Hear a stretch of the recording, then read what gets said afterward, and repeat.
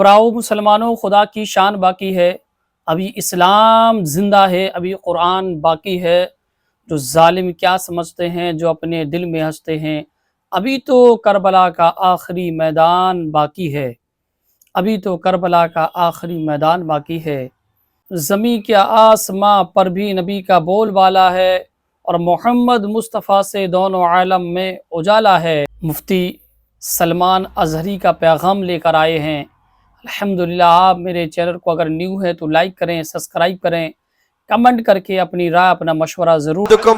حتی اکون احب الیہ من والدہ وولدہ والناس اجمعین، تم میں سے اس وقت تک کوئی مومن نہیں ہو سکتا کامل جب تک کہ وہ اپنے ماں باپ، اولاد اور ساری دنیا سے زیادہ مجھ سے محبت نہ کرے۔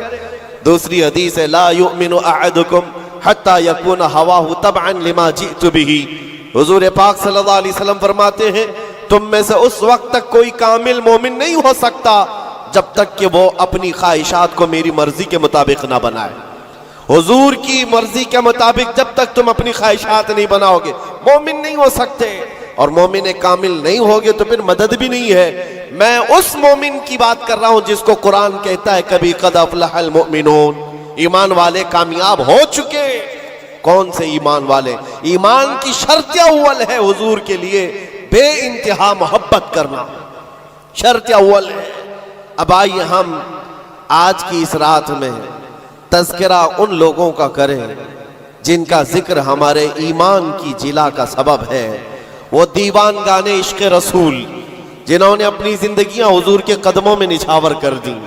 میں نے آج یہ سوچا کہ ان کی بارگاہوں میں خراج عقیدت پیش کرتے ہوئے جوانوں کے لیے مثال رکھو۔ آج کے نوجوان آئیڈیل کس کو سمجھیں گے؟ میرے عزیزو، دنیا آج بڑی بڑی اسکرینیں لگا کر مجرا کرنے والے ظالموں کے ناچ کو دیکھ رہی ہوگی۔ سٹنٹ کرنے والے ان کے سامنے ہیرو بن جاتے ہیں۔ میں آج آپ کو ان جیالوں کی بات رکھنا چاہتا ہوں جو حقیقت میں ہیرو ہیں، جو پوری دنیا کے لیے ہیرو ہیں۔ اس بطل جلیل کا ایک نام کافی ہے، خالد بن ولید۔ اس کی مثال دنیا لانے سے قاصر ہے۔ میرے عزیزوں، میری پوری گفتگو کا خلاصہ صرف اتنی بات پر ہوگا جو بریلی کے امام نے پکار کر کہا تھا، پھر کے گلی گلی تباہ، ٹھوکریں سب کی کھائی کیوں، دل کو جو عقل دے خدا تیری گلی سے جائے کیوں۔ آج جو گلی گلی گھوم رہے ہیں ان تک بھی پیغام پہنچاؤ، پھر کے گلی گلی تباہ، ٹھوکریں سب کی کھائے کیوں۔ آ جاؤ اس دربار میں، اس دربار کا جو سگ بھی ہو جاتا ہے، کتا بھی ہوتا ہے، وہ اپنے وقت کا مجدد بن کر کے یہ نعرہ لگاتا ہے، یہ نعرہ لگاتا ہے اس گلی کا گدھا ہوں میں جس میں مانگتے تاجدار پھرتے ہیں۔ اس گلی کا گدھا ہوں میں جس میں مانگتے تاجدار پھرتے ہیں۔ خسروی اچھی لگی نہ سروری اچھی لگی، ہم فقیروں کو مدینے کی گلی اچھی لگی۔ حضور تاج الشریعہ بدر الطریقہ فرماتے ہیں بلحوث سن سیم و زر کی بندگی اچھی نہیں، ان کے در کی بھیک اچھی سروری اچھی نہیں۔ جو پیا کو بھائے اختر وہ سہانا راگ ہے، یہ تاج الشریعہ فرماتے ہیں جو پیا کو بھائے اختر وہ سہانا راگ ہے۔ کیا مطلب ہے؟ جو مصطفیٰ کو پسند آئے وہی اصل راگ ہے، وہی بات اچھی ہے۔ جو پیا کو بھائے اختر وہ سہانا راگ ہے، جس سے ناخوش ہو پیا وہ راگنی اچھی نہیں، جس سے ناخوش ہو پیا وہ راگنی اچھی نہیں۔ پیا حضور کے بارگاہ میں استعارتاً کہا گیا ہے۔ حضور کو جو چیز ناپسند ہے وہ ہمارے لیے اچھی ہے ہی نہیں۔ یہی تو بریلی کا مزاج ہے۔ کہتے ہیں نا تاج الشریعہ رحمت اللہ تعالی علیہ کہ نبی سے ہو جو بیگانہ اسے دل سے جدا کر دے، پدر مادر برادر جان و مال ان پر فدا کر دے۔ یہ سارے اشعار کا لب لباب خلاصہ کیا ہے؟ اس کا خلاصہ یہی ہے جو صحابہ کا نعرہ تھا، ہونا یہ پھول تو بلبل کا ترنم بھی نہ ہو، چمن دہر میں کلیوں کا تبسم بھی نہ ہو، ہونا یہ ساقی تو میں بھی نہ ہو، خم بھی نہ ہو، بزم توحید دنیا میں نہ ہو، تم بھی نہ ہو، خیمہ افلاک کا استادہ اسی نام سے ہے۔ نبض ہستی تپش آمادہ اسی نام سے ہے، دشت میں دامن کوہسار میں میدان میں ہے، بحر میں موج کی آغوش میں طوفان میں ہے، چین کے شہر مراکش کے بیابان میں ہے، وہی نام پوشیدہ ہر مسلمان۔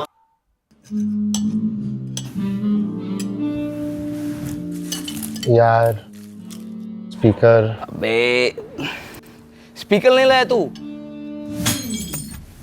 کرے گا پارٹی؟ ہاں ایسے بنے گا ہوسٹ؟ نہ چنے اور نہ اسپیکر۔ سوری تو مجھے بولنا چاہیے نا کہ میں اس پارٹی میں آیا۔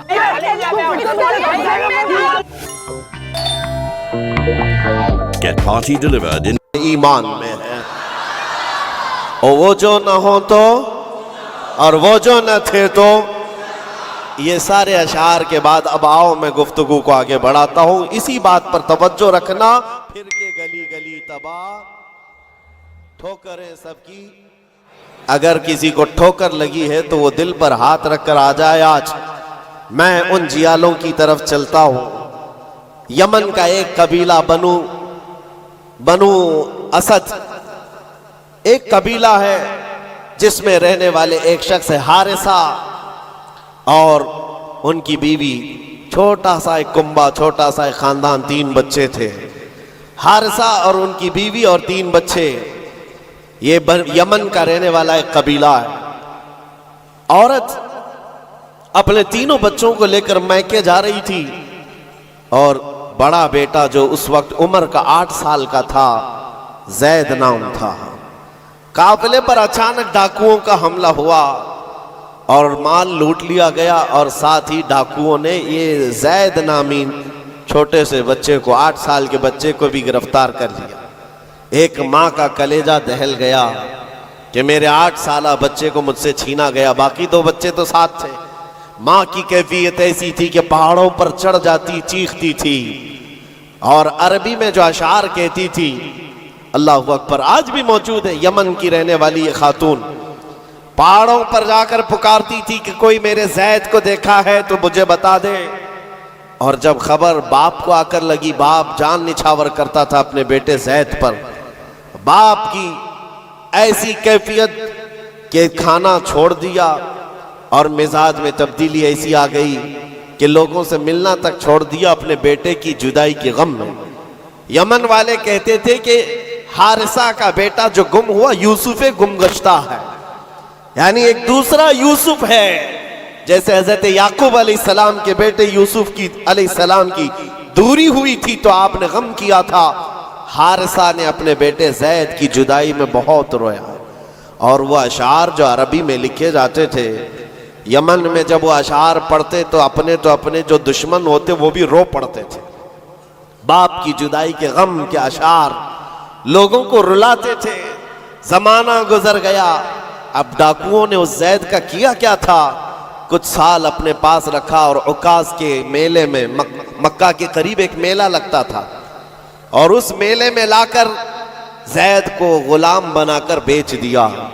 جب بیچا تو یہ زید غلام بن کر کے کس کے حوالے آیا؟ خدیجہ بنت خویلد، ام المومنین حضرت خدیجہ رضی اللہ تعالیٰ عنہا کے گھر، حضرت حکیم بن حزام کے ذریعے سے۔ جب یہ غلام حضرت خدیجہ کے گھر آیا تو اس وقت 15-16 سال کی عمر تھی۔ پہلی نظر مصطفیٰ کریم کی پڑی تھی۔ رسول رحمت صلی اللہ تعالیٰ علیہ وسلم نے حضرت خدیجہ کے گھر اس نوجوان کو دیکھا، ادب میں کامل تھا، گفتگو کے سلیقے اچھے تھے، لوگوں سے ملاقات کے طور طریقے بتاتے، بڑا خاندانی آدمی۔ جب یہ پہلی نظر میرے مصطفیٰ کریم صلی اللہ علیہ وسلم کی پڑی تو ام المومنین خدیجہ سے کہا، میرے آقا نے اگر آپ بہتر سمجھیں تو یہ غلام میرے حوالے کر دیں۔ کیا قسمت ہے جس کو خود رسول اللہ خرید لیا، زید کو خرید لیا، بلکہ تحفتاً حضور کو دے دیا گیا۔ غلامی کا دور ہے۔ زید یہی وہ حارثہ کے بیٹے ہیں، نبی مکرم صلی اللہ تعالیٰ علیہ وسلم کے حوالے آ گئے، دن رات مصطفیٰ کریم کے ساتھ گزر رہے ہیں۔ تربیت بھی کسی نے سرور انبیاء نے کی، اور نوجوان کے طور طریقے ایسے۔ میرے عزیزو، آپ کو پتہ ہے یہ وہ زید ہے جس کے بارے میں آپ کو بتاؤں۔ حضور پاک صلی اللہ تعالیٰ علیہ وسلم کے چند دنوں کے بعد مکہ میں مشہور ہو گئے محمد صلی اللہ تعالیٰ علیہ وسلم کا اگر کوئی محبوب ہے تو وہ زید ہے. حضرت ابو بکر صدیق رضی اللہ تعالیٰ عنہ بھی اس بارے میں فرماتے کہ زید کو جو قرابت تھی اس پر مجھے رشک تھا حضور اکرم صلی اللہ علیہ وسلم کا. اب زمانہ بیتتا گیا، زید کے گھر چھوٹے، خاندان چھوٹا، ماں چھوٹی، باپ چھوٹے، غلامی کا دور چل رہا ہے. ایک بار حج کے لیے ایک قبیلہ یمن سے آیا ہوا تھا، اور یمن والے حج کرنے کے بعد وہ اشعار سنا رہے تھے جو حارثہ زید کے باپ نے لکھے تھے اشعار، اور رلا رہے تھے. وہاں جب یہ قبیلہ یمن کے وہ اشعار پڑھ کر کے سنا رہا تھا، یہی زید وہاں سے گزر رہے تھے.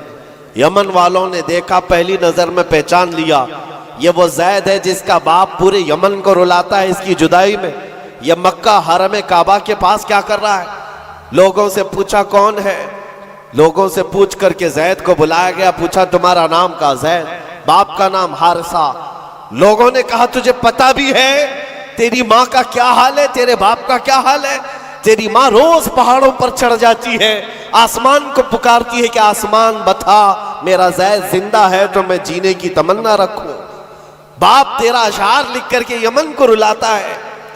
زید نے کہا کہ ہو سکتا ہے، لیکن جاؤ اگر میرے ماں باپ اس غم میں روتے ہیں تو ان کو میرا سلام کہنا، اور یوں کہنا کہ انہیں گم گشتہ اونٹ کی طرح مجھے تلاش نہ کرے، اس لیے کہ ان کا زید ان کی گود سے کئی بہتر گود میں ہے. 30,000 جیت گیا، 40,000 جیت گئی، 20,000 جیت گیا، 25,000 روپے جیت لیے، 50,000 روپے جیت گیا. واو! جب زوپی لوڈو کھیل کے لاکھوں جیت سکتے ہو اور ترنت وڈرا بھی کر سکتے ہو. یمن والوں کو یہ جواب دے کر بھیج دیا، گم شدہ کوئی بچہ اپنے ماں باپ کی خبر پالے تو کیا ہونا چاہیے، لیکن یہاں کیفیت بدلی ہوئی ہے. یہاں کیفیت بدلی ہوئی ہے. حضور پاک صلی اللہ تعالیٰ علیہ وسلم کی اس غلامی میں دن رات گزرتے رہے، شب و روز گزرتے رہے. میرے عزیزو، جس کو ہو درد کا مزہ نازے دوا اٹھائے. آپ کو میں بتاؤں، یہ قبیلہ یمن کا گیا اور جا کر کے زید کے ماں باپ سے کہا، حارثہ اور ان کی ماں سے کہا تمہارا گمشدہ بچہ مل گیا، حرم کعبہ میں ہم نے اس کو دیکھا ہے اور سنا ہے محمد نامی عرب کے ایک مشہور شخص کی غلامی میں ہے، اور ان کی سخاوت بھی، دریا دلی بھی، رحم دلی بھی مشہور ہے. ماں اور باپ نے خبر پاتے ہی مہینوں کا سفر دنوں میں طے کر لیا. دوڑتے بھاگتے مکہ پہنچائے، اور جیسے پہنچے پوچھا کہاں رہتے ہیں محمد صلی اللہ علیہ وسلم. حضور پاک صلی اللہ علیہ وسلم حرم کعبہ کے پاس ہی ان کو مل گئے. ماں اتنا روئی، باپ اتنا روئے، حضور پاک صلی اللہ علیہ وسلم کو ان پر ترس آ گیا. پوچھا کیا بات ہے؟ کہا ہمارا بچہ گم ہوا تھا، سالوں بیت گئے، اب تک ہم نے کھانے کا مزہ نہیں چکھا، اور ہم سب کی زندگی ایسی ویران سی لگتی ہے کہ اس کے بغیر زندگی میں اندھیرا ہے. پوچھا حضور نے کون ہے تمہارا بچہ؟ کہا اس کا نام زید ہے اور سنا ہے وہ آپ کی غلامی میں. حضور پاک صلی اللہ علیہ وسلم نے فرمایا زید تم ماں باپ ہو زید کے؟ کہا ہاں، اگر آپ مناسب فرمائے سمجھے تو ہمیں ہمارا زید لوٹا دیں. آپ اللہ کی طرف سے سنا گیا ہے بڑا رحم دل رکھتے ہیں، ہمارے لیے اپنا زید لوٹا دیں. حضور پاک صلی اللہ علیہ وسلم نے کہا میں کسی کے باپ اور کسی کی ماں سے اس کے بچے کو الگ نہیں کرنا چاہتا، لیکن پھر بھی یہ فیصلہ میں زید کے اوپر چھوڑتا ہوں. وہ چاہے تو مجھ سے آزادی لے لے، بغیر کسی رقم کے، بغیر کسی فدیے کے غلامی سے آزاد کرتا ہوں اور تم اسے لے جاؤ، اور اگر نہیں تو پھر اس کی مرضی جو ہو اس پر عمل کیا جائے. پھر ماں باپ کو لا کر کے زید کے سامنے کھڑا کیا جانا تھا. مورخین نے جو تاریخ لکھی ہے پڑھتے ہیں تو آنکھیں آپ دیدہ ہو جاتی ہیں. میرے عزیزو، رسول پاک صلی اللہ علیہ وسلم اپنے گھر یہ دونوں